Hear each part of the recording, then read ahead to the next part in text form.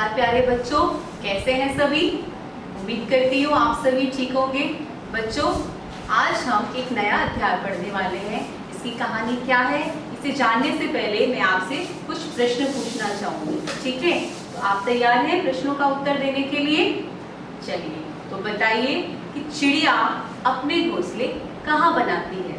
बताइए, चिड़िया अपने घोंसले कहाँ बनाती है। शाबाश, चिड़िया अपने घोंसले पेड़ों पर बनाती हैं और कहाँ बना सकती हैं? झाड़ियों पर। बहुत अच्छे। अब ये बताइए कि चिड़िया के बच्चों को खाना कौन देता है? चिड़िया के बच्चों को खाना कौन देता है? उनकी माँ। बिल्कुल सही, चिड़िया के बच्चों को उनकी माँ ही खाना देती है। और एक बात और बताइए कि चिड़िया के बच्चे उड़ना कब शुरू करते हैं?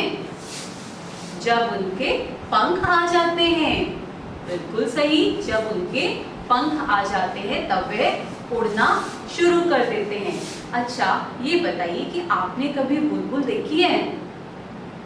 कुछ ने देखी है, कुछ ने नहीं देखी है। It's okay. तो बेटा, आज हम पाठ 11 बुलबुल के बच्चे की कहानी पढ़ने जा रहे हैं और इसमें आप बुलबुल और उनके बच्चों को दोनों को ही देखेंगे। ठीक है, तो बच्चों पढ़ते हैं पाठ 11 बुलबुल के बच्चे।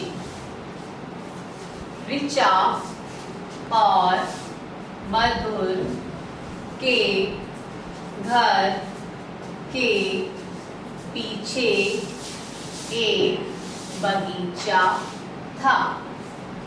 उस बगीचे में आम, आड़ू, नीम और अमरूद के कुछ वृक्ष थे।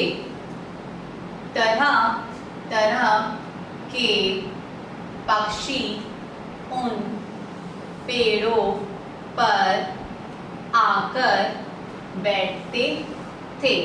एक बार फिर से पढ़ते हैं।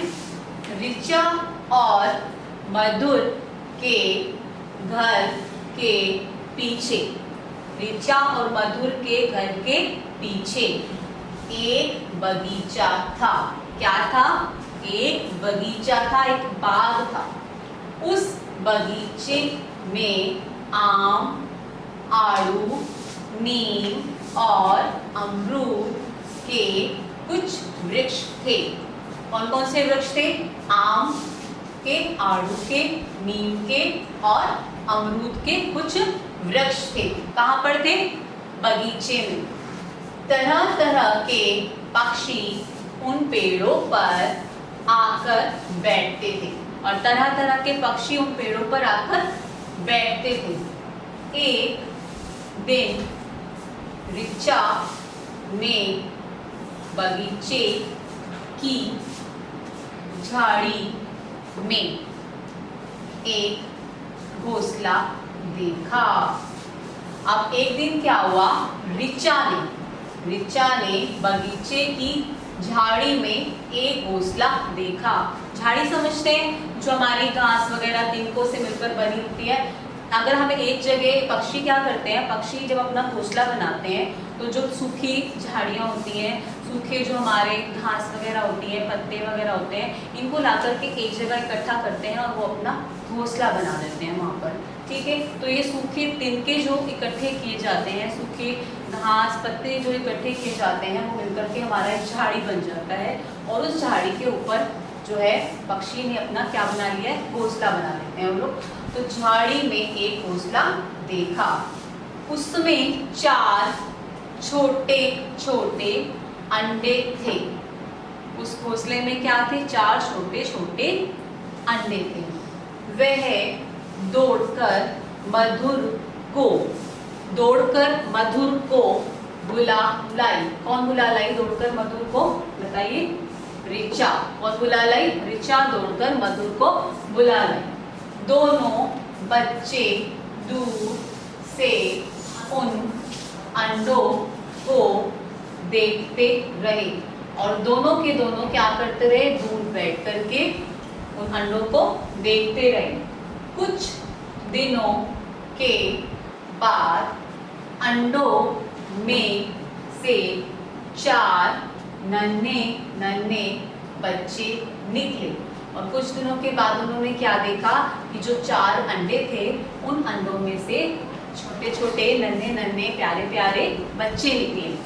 ऋचा और मधुर ने पास जाकर देखा, और अब उन्होंने पास जाकर देखा कि वहां क्या है। ठीक है, तो अभी हमने यहाँ तक पढ़ा कि दोनों बच्चे दूर से पहले उन अंडों को देख रहे थे और देखते रहे। फिर कुछ दिनों के बाद क्या हुआ कि अंडों में से 4 नन्हे नन्हे बच्चे निकले। और ऋचा और मधुर फिर जो है पहले तो दूर से ही देख रहे थे, फिर ऋचा और मधुर ने पास जाकर देखा। तो बेटा अगली वीडियो में हम देखेंगे कि पास जाकर देखने पर उन्हें क्या दिखाई दिया। ठीक है, आज आपका क्या गृह कार्य है?